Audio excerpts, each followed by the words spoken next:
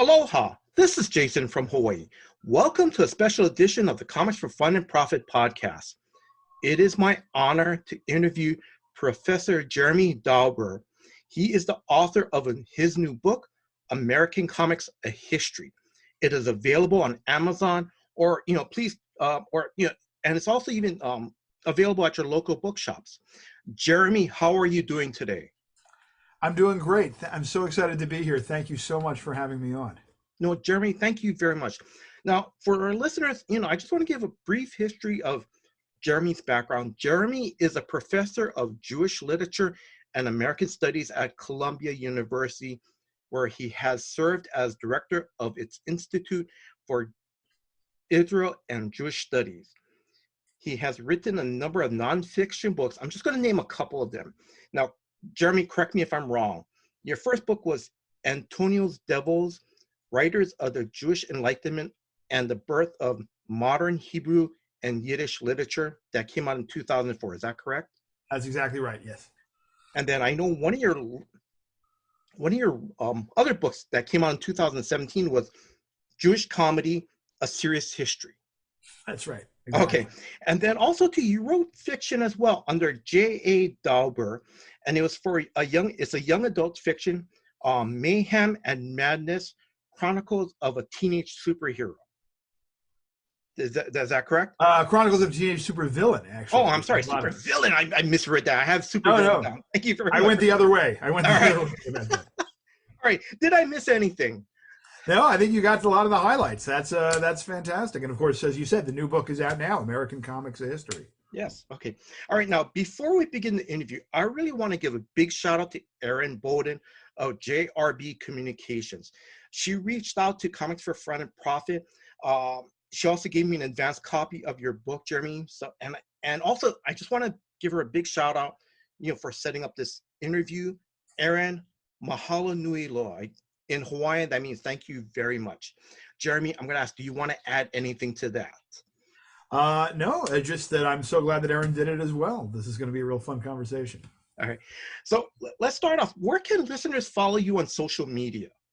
So I'm available on Twitter. That's where I spend most of my social media time, and that's Jeremy Dauber, Dauber. Okay. So that's where to find me. And I have a website as well, and that's where, along with the places that you mentioned, that's where you can order a copy of the book. Okay. All right. Now, I'm just going to ask a couple questions about your origin story. Where did you grow up? I grew up in New Jersey, right across from New York City, across from the George Washington Bridge. And that's where I spent most of my childhood years reading comic books, among other things. Now, do you remember what was your first comic, either comic strips or comic books that you read? So I think my earliest memory of comics was, like a lot of people of my generation, I'm in my late 40s, was, every Sunday we had an actual newspaper that came to the house. And so we would spread it open and, we would get Peanuts was the first one right on the page, but there were a lot of other ones. So that was my earliest memory. But pretty soon after that, somehow, and I honestly don't remember how, we got these sort of small pocket books editions of early Marvel comics. Yes. You may remember these as well. Yes. And so that was my first real introduction to the superhero world, was those little collections of really early era Marvel, Spider-Man and things like that. Those were great. So that was a very early age. And then I was very lucky that my uncle had collected sort of a lot of Silver Age comics, and he let us read them. So this was before, we had all these collections that are available now, but I was able to read real runs of a lot of these sort of 1960s comics, which he should not have put into the hands of small children, because we did not treat them as well as we should have, even when we tried hard, but we did not.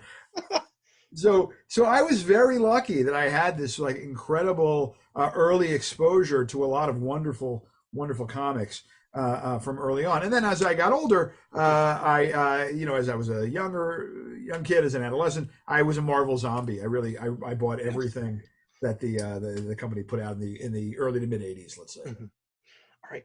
And then I know now, because I've listened to some of your other interviews, I know, like you were mentioning about 1986, you almost started to like kind of go away from comics, but that's when you start to find out um, couple of significant shifts in the comic in the comic in the comics industry in 1986. That's exactly right. I mean, I think that in some ways everybody feels, to one extent or another, that they were the perfect age for the medium that they love. But Yes. I certainly felt that way too, because as you're saying, 1986 was the year that I entered high school. Hmm. And I was beginning to say, okay, maybe these comics are getting a little Yes. juvenile for me, whatever. And that was, as I think probably a lot of listeners to this podcast know, that was this, miraculous year in which Dark Knight Returns came out, which Yes. Watchmen came out. Yes. These were not comics that were aimed at little kids by any stretch of the imagination. Hmm. And as you pointed out earlier, I came from a Jewish background. I come from a Jewish background. And it was the same year that Mouse, the first volume of Mouse, came Yes. out. And maybe not surprisingly, this resonated very strongly with me as well. So I was really beginning to see that not just that superhero comics, which is what I'd really read until then in Hmm. many ways, Yes. were maturing, but also that there was this whole other kind of comic that the medium could accomplish. Yes. Yeah. Okay. Um, Now, where did you buy your comics from?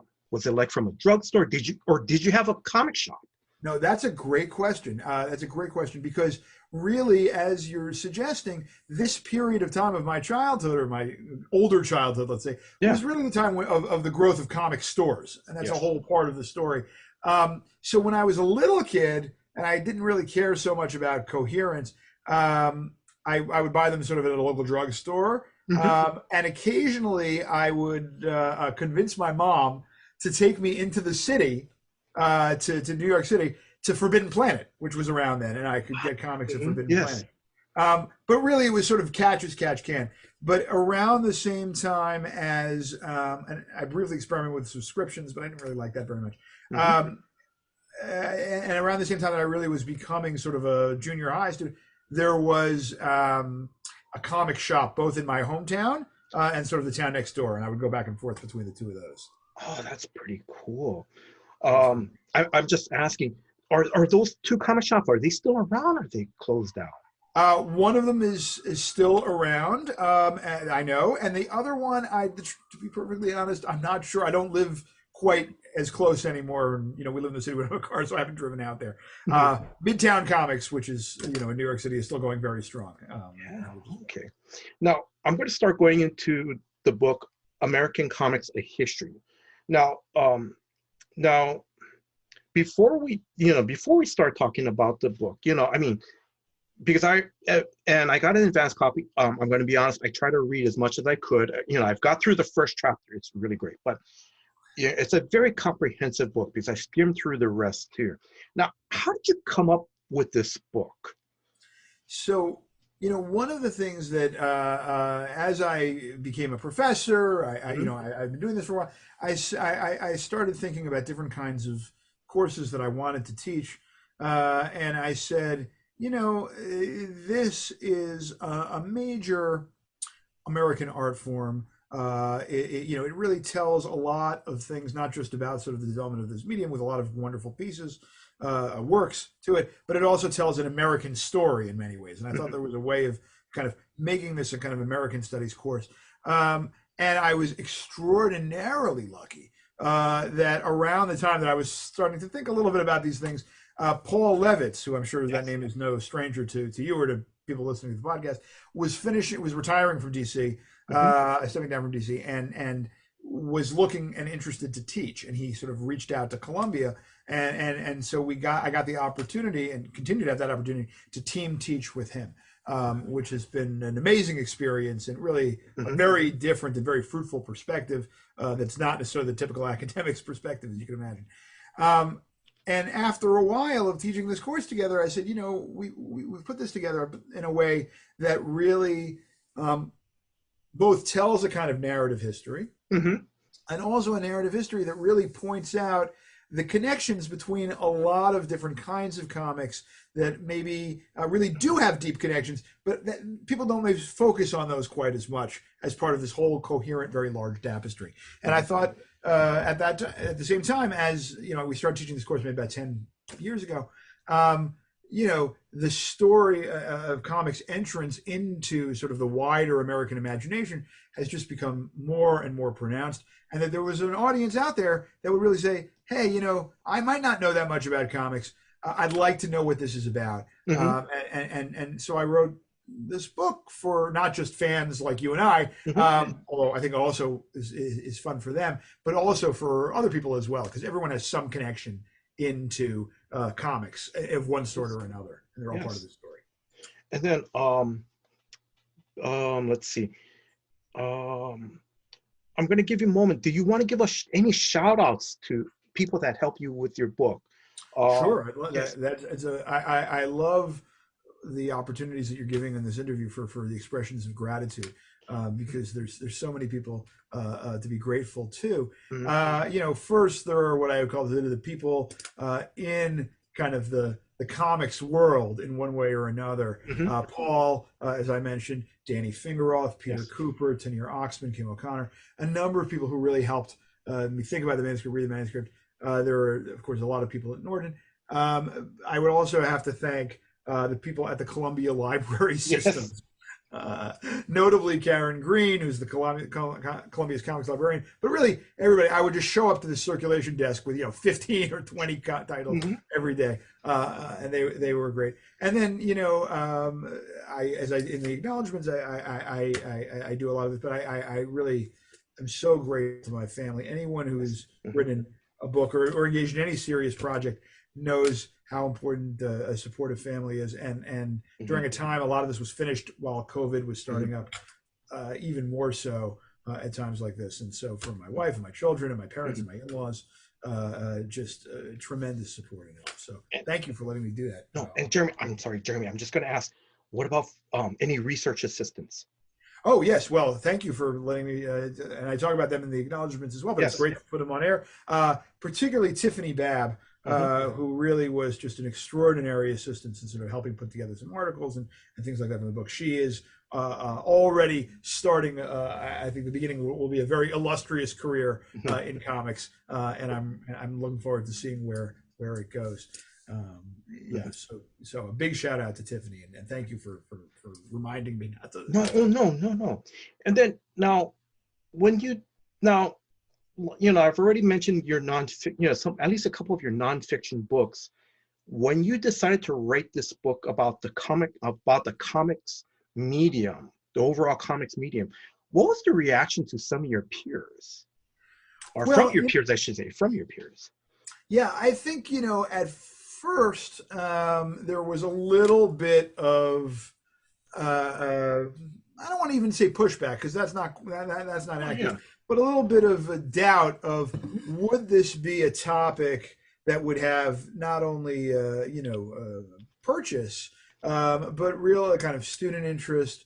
Would this Hmm. be a topic that sort of would repay kind of the study in that kind of way? And right away it was a popular course, and so that my people said, okay, well, great, sounds like Yes. students are interested.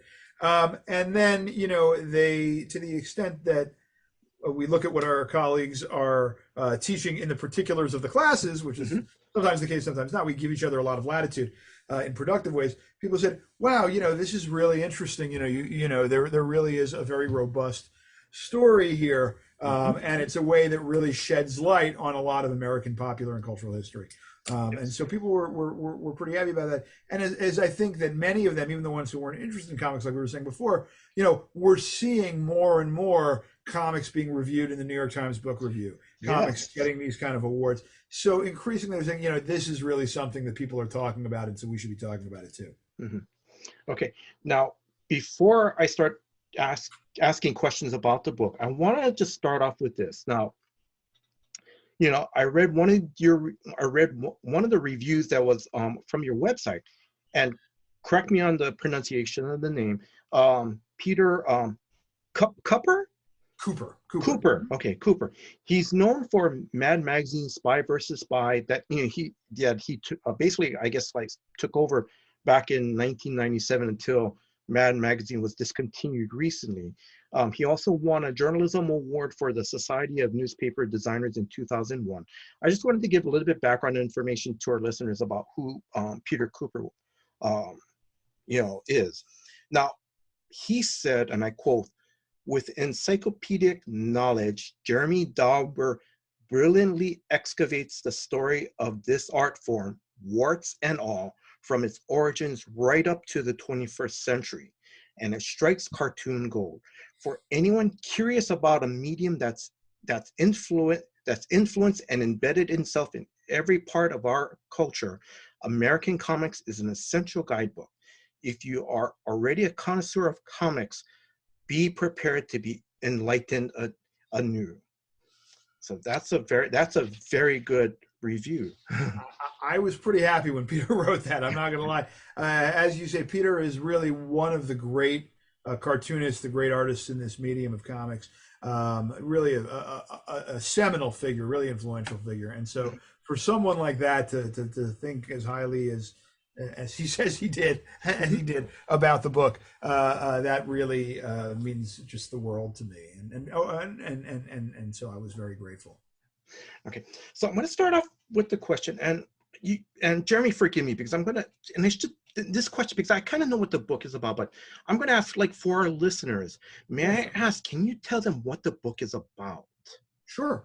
So one of the things I really wanted to do is, for people who either know some about comics, they know a lot maybe about certain areas, or they don't know much about, to say, what is the story of this medium, right? And we often think about comics, or people who don't know as much as you or the listeners on this think about comics as a genre, particularly a superhero genre. Yes. But of course, that's not what comics is. Comics is a way of telling a story, which is, generally speaking, although not always, this juxtaposition of words and text and kind of yes. like order, right? So I wanted to tell that story as it appears in America, starting to a certain extent from the very beginning, but really from around the time of the Civil War, and tell it from then to the present day, incorporating as much as possible of all of these different kinds of elements of the story, not just any particular genre, but also telling about how it was impacted by and how it impacted America. And the story of comics as not just a series of individual artworks, although certainly a lot of that, with some great titles for people to discover, but also as an industry, as a business. So trying to put all that together into a entertaining, sort of moving along narrative. That was that was my goal. Because I want to mention a couple of things, is that because actually, before I say something, let me go on to the next question. In your first chapter, like you said, that you started off in the Civil War with Thomas Nast. Thomas Nast. Okay. Now your focus started on newspaper comics, and I'm going to ask for the listeners, can you tell me, how important was this to tell the origin of the comics media? It's a great question. To start with Thomas Nast, I think was useful in two ways. The first way was because, and maybe in some of this, the not as important a way, but still, was that he is a figure who has this real historical importance in the development of comics. People saw his cartoons, they saw them all over. He appears in these weeklies, these sort of news weeklies, and that becomes kind of the basis for a lot of the comic strip people to say, we're going to move from the weeklies to these newspaper dailies. But in some ways, you could have started it maybe a little later with sort of the golden age of the comic strip. But what was important to me about starting also with Thomas Nast was that he really showed how important comics could be as a medium in America, sort of more generally. He was the guy who not only popularized these sort of iconic images that then had great power in our head, of Santa Claus, of the Republican elephant, and the Democratic donkey, right? He was a major reason why, through the power of his cartoons and his comics, why the Union during the Civil War maintained its kind of morale and continued to kind of fight on even when it didn't look so good for the Union, and Hmm. that way saved, I think, the American Republic. Yes.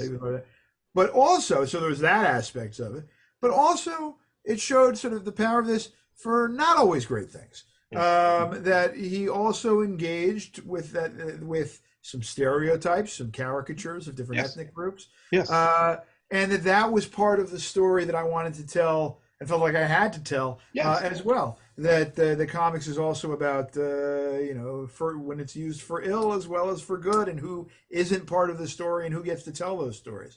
So all of that, Nast was an extremely interesting figure Hmm. to introduce our story in that Hmm. way. Because I'm going to go back to the review of that Peter said, basically how you presented, the comics medium with its warts and all. Because Yeah. if I if I remember correctly, Thomas Nast he advocated for some minority groups, but unfortunately, he still had to he presented some stereotypes as well too. But then, And, but this to do the characters, he still had to kind of it was almost a necessary evil for like I still need to make money type deal. That's how I was seeing it, well, I, you know. I think that in some ways that is part of it in the comics medium more generally as well, right? Which was to say, very frequently, for a lot of comics was a business where people wrote and drew quickly. They were doing it to make money, all these things. And so what they did was they relied on shorthand, which the visuals of comics very frequently allow for. They allow us to get a lot of information Yes. that we take for granted based on what the image is. Mhm. But the problem is that what that often does is that perpetuates those same Yes. shorthands. Yeah. So, just to take an example, right, you could say, well, and I use this in the book to say, very frequently people would say, well, we want to make sure that nobody thinks that this particular woman or man, is going to be a love interest, a romantic Mhm. interest. Well, we don't have time to really sort of develop a character Yeah. or play this out, so we're going to make them kind of short and fat.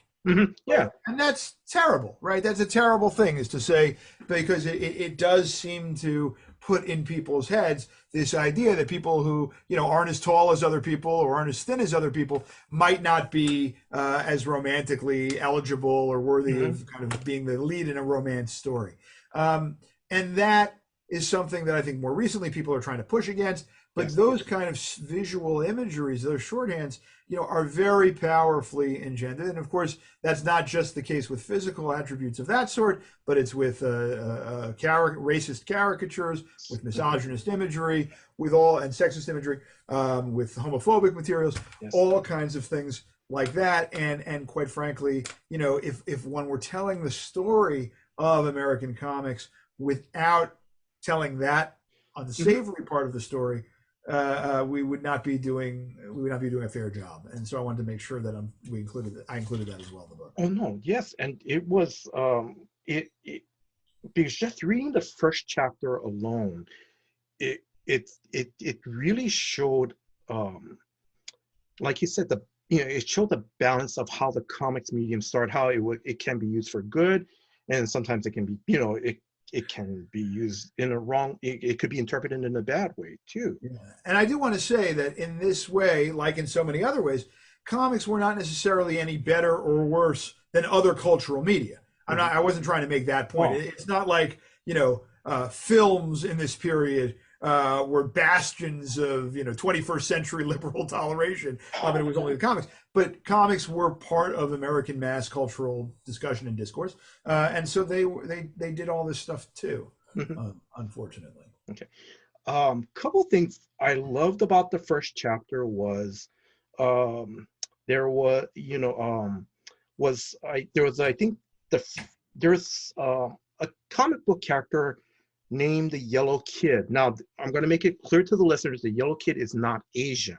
Right. I think it was a little boy, and I think somehow or another, I can't remember the creator's name, but somehow or another, they made the color, when they did the color, they put him yellow and he didn't know how or why. But the cool thing about it was, I just thought it was that this is the first national comic book character whose likeness appeared. Now, I'm trying to remember this correctly, soapboxes, but more funny was that his face also appeared on whiskey bottles too.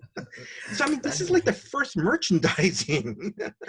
I think that's right. You know, you're 100% right. And this yellow kid, you know, is a very, as you say, he was not every so often. Some people mistook him, but mistook him for being. But no, he wasn't. His name was Mickey Dugan, right? He was Yes, not a. He was not. yes. But everyone called him the Yellow Kid because, as you're alluding to, the color of his nightshirt, right? Right. Okay. His nightshirt was yellow, and this guy Outcalt who drew him, you know, could write things kind of on the nightshirt. He could write text kind of on the nightshirt, which changed from installment to installment. You know, and as you say, he was this kind of merchandising bonanza and appeared on all this wide variety of things. And in some ways, I mean, I'm glad you sort of picked up on the whiskey bottle thing, right? As because in some ways, you know, it's a wonderful metaphor for this kind of ambiguity at the beginning of comics. Here's a kid, yes, right? But he, meaning Mickey Dugan, and also what he's on, is a little bit unsavory. Yes. Right? It's a little, and you know, there was a way in which the reason that he was bald in some way was because as a tenement kid, they would. This was not just, of course, this character, but they would shave these kids' heads in the 1890s because they were afraid of lice spreading and things like that. Right? This was this kind of very kind of raw, chaotic spirit of the streets, and it wasn't always very tamed. And as a result, it's not surprising. One of the things that you see in the history of comics, as in the history of a lot of cultural media, is a series of moral panics about it. Yes. And you can imagine why, as you're saying, a character like the Yellow Kid, people can say, really? Is this what we want people to be reading? Are you sure? You know, that kind of thing. Because that was kind of surprising. And you know, listeners, that was just only in the first chapter of, we haven't even gotten to, I think, maybe it ended maybe in the 1930s. We didn't even touch the 50s, but just to see all this where people were going, wait a minute, this is like, because I know there is some pushback for the Dick Tracy news strips too.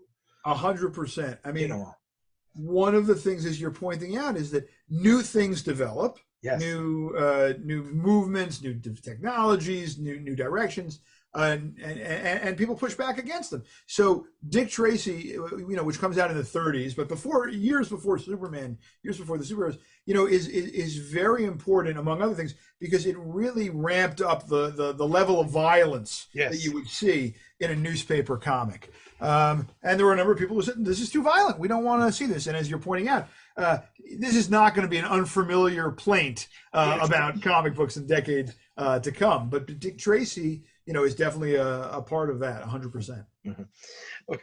Yeah, before I continue on, I just wanted to point out one more cool thing, and I can't remember if it was I think it was in the first chapter.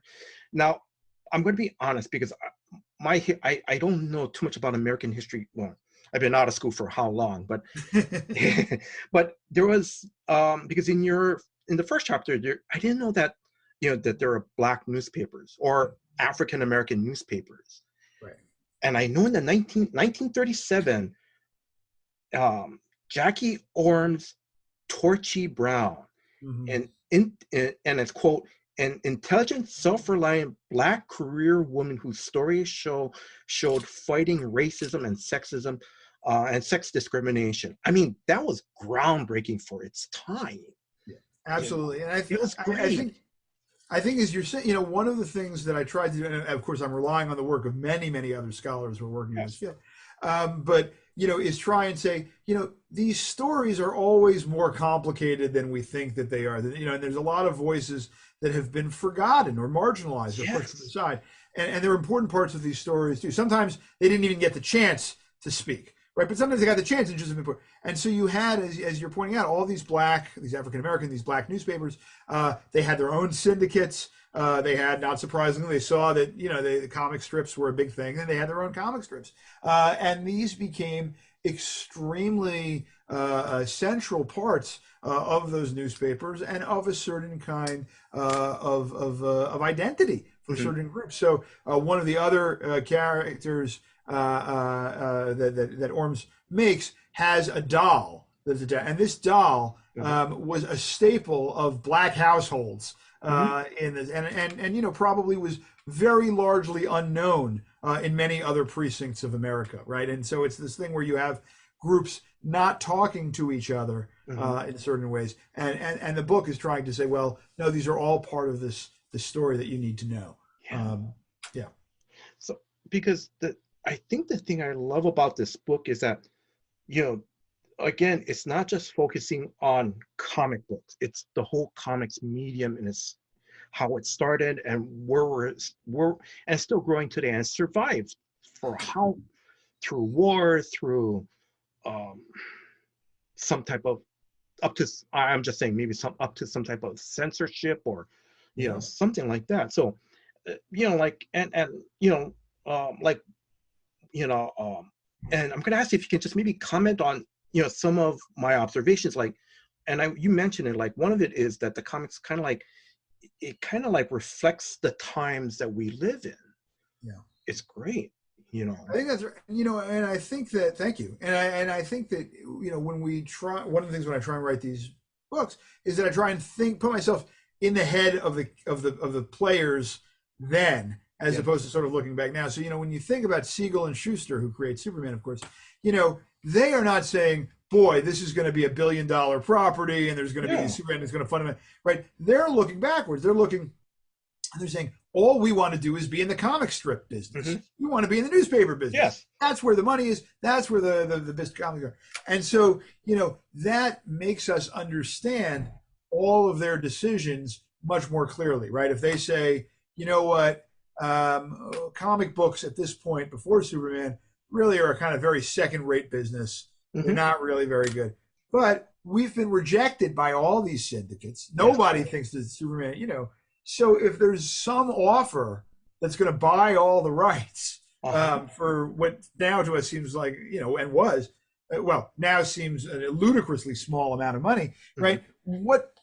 What shot did they have with this character, right? And so it's not saying that it wasn't an enormous crime. It wasn't saying that they shouldn't get a ton more money. I think they should, right? But you understand why they made the decisions they made at the particular time that they made them. And why, when all they're thinking when they start publishing Superman is, boy, maybe we can start getting these things into the newspapers as a newspaper strip. Okay. Now, I'm going to continue on. So now, besides talking to Danny Fingeroth, Paul Levitz, did you ever get a chance to talk to any of the any current comic book creators, and whether it's from comic books or people making the Sunday funnies? Did you ever get a chance to talk to them when you're writing the book, just to get an idea of how things are today?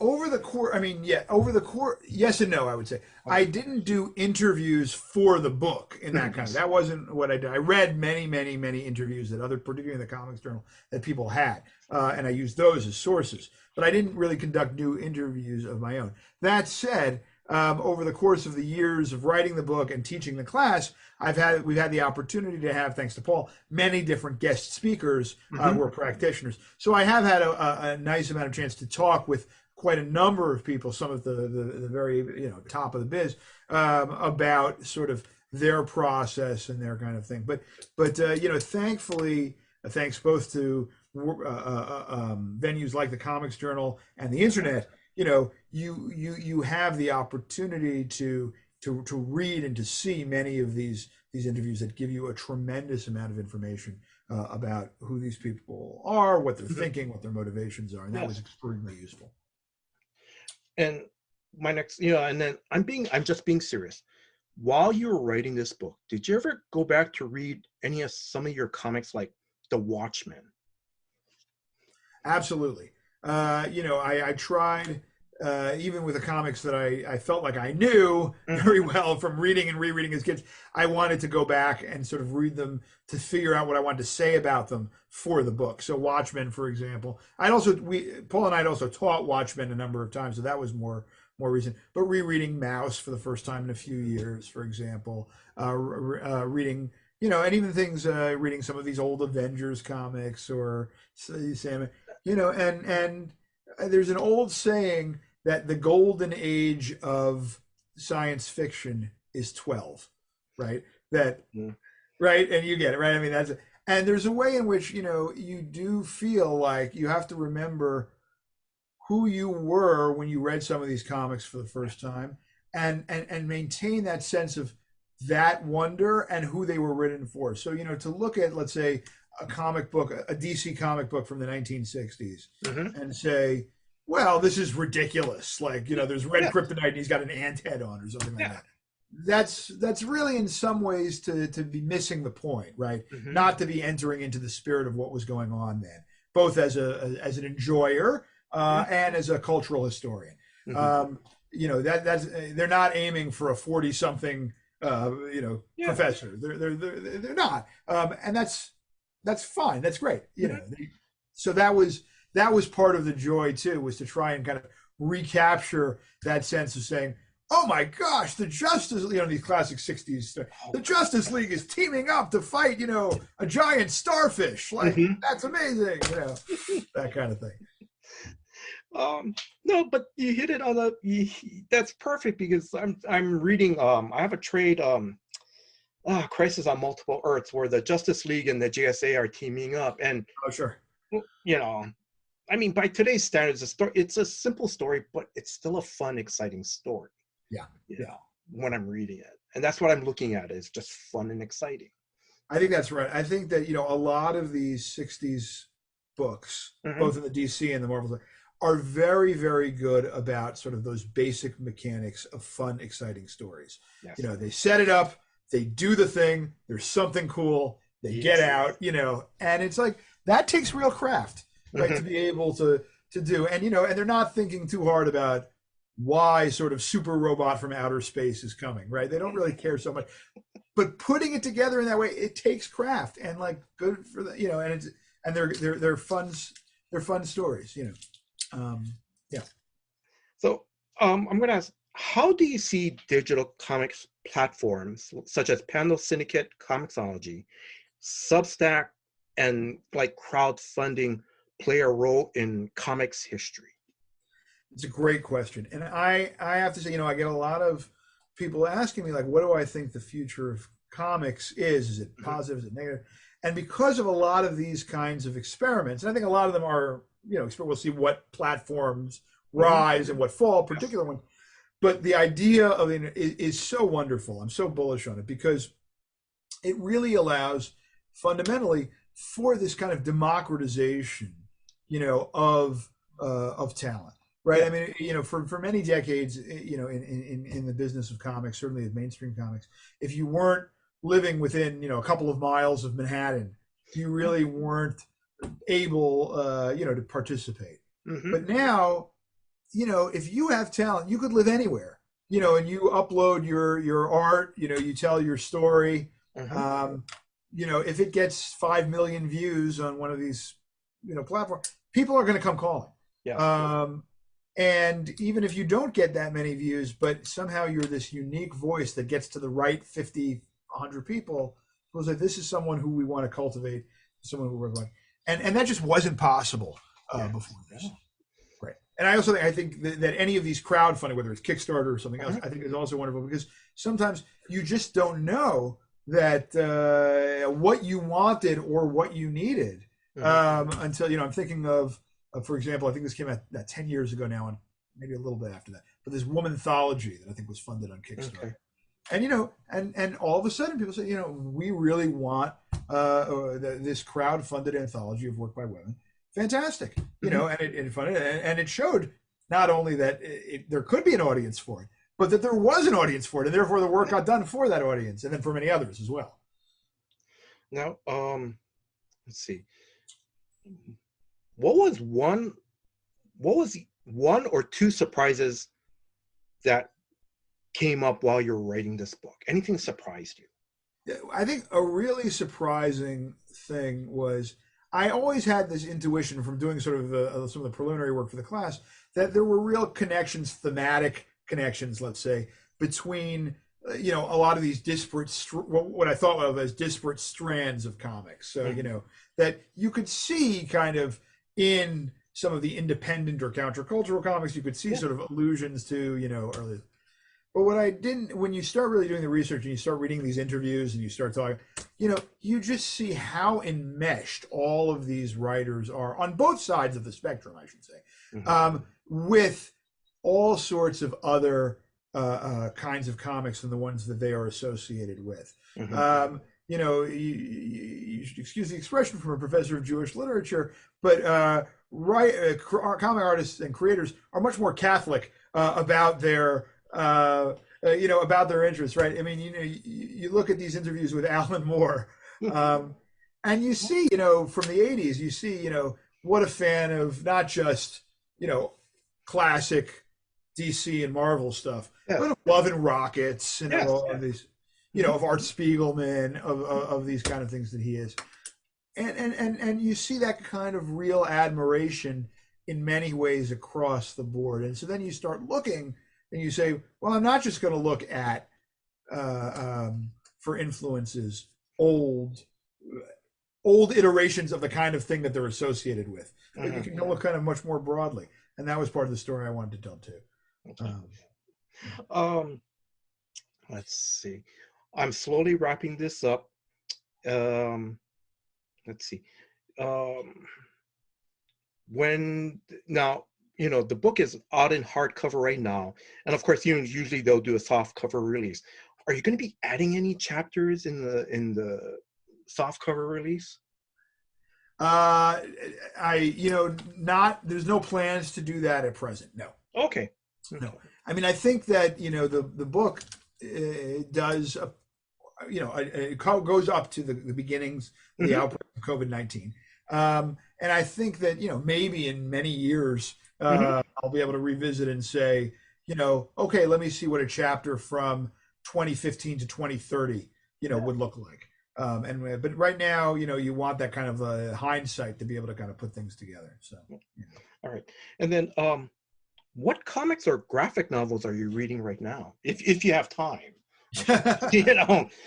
well, I will say that I just yesterday read after, and I'm looking to see if because I'm embarrassed to say that I don't remember the name of the artist, but Chip Zdarsky's Afterlift, which first appeared on Comixology, Yes, and has yeah. now just been collected by Dark Horse.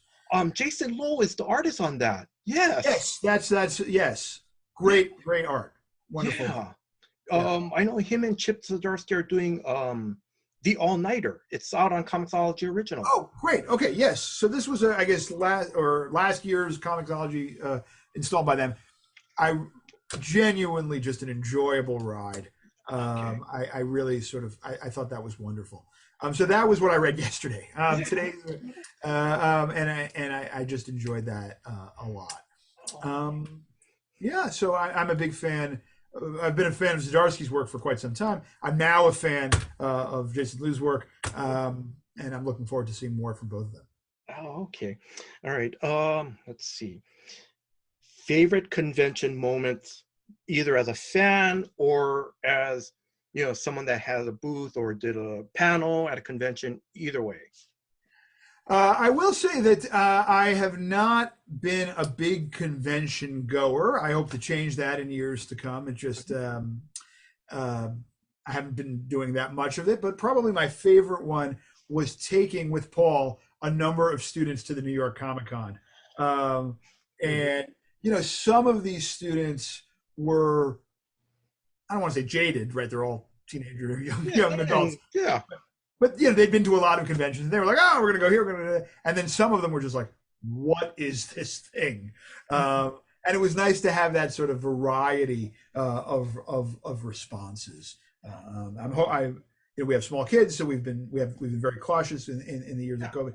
But I can't wait to take my own little kids to a convention at some point when you know When the pandemic is, when everything clears up. yeah. Okay. Now, let's see. Have you and your family been to Hawaii? I've been to Hawaii once when I was a kid, and I Mhm. loved it, and I hope to bring them back, or bring them and come back and Yeah, come yeah, back. yeah. Okay. Now, any closing words to our listeners? Just that I think that I was so lucky to be able to tell this story. I'm so grateful to have the chance to have done this. I really hope if this is a conversation that's interested you, that maybe you check out the book, Hmm. and or that if you have a friend or a relative who likes comics, The thing that's been magical in having these conversations is really to see how many people have some strong emotional connection to comics. And I hope that the book deepens that by saying that your love of it is part of a larger story that really is the story of American culture. Well, Jeremy, I'm going to say thank you very much. Jeremy, I want to wish you all the success with your book, American Comics: A History. Thank you very much, or mahalo, for your time and giving me this opportunity. Thank you very much for giving me this opportunity to interview you. Thank you very much. Thank you so much. Mahalo to you, and thank you so much. And aloha. Thank you. Thank you. I also want to thank Aaron of JRB Communications. Jeremy, Aaron of JRB Communications. Aaron, thank you very much for all your help in setting up this interview. Now, if you are a new comic book fan or a lifelong comic fan like me, I encourage you to pick up Jeremy's book. Again, it's American Comics: A History. It is available in bookstores right now or on Amazon. This is, the Christmas season to make a great Christmas gift. Or if you're listening to this podcast, months from now, it'll be a great, either pick up the book for yourself or it'd be a great, present to a friend of yours or a family member. And I'm just putting this out there, ask your local comic shop to order a copy and start a conversation up, with them, with the comic book shop owner as well too. To me, I love what I read so far. This book, it gives me a deeper appreciation of a love, it gives me a deeper appreciation and a love of a hobby that we all love, it really does. I want to thank Drew, the host of Comics for Fun and Profit. Drew, thank you very much for putting this episode together. Thank you for all your hard work behind the scenes. And if you are a new listener, please check out new episodes of Comics for Fun and Profit that comes out every Sunday. And I want to thank you, the listeners. Thank you very much for your time.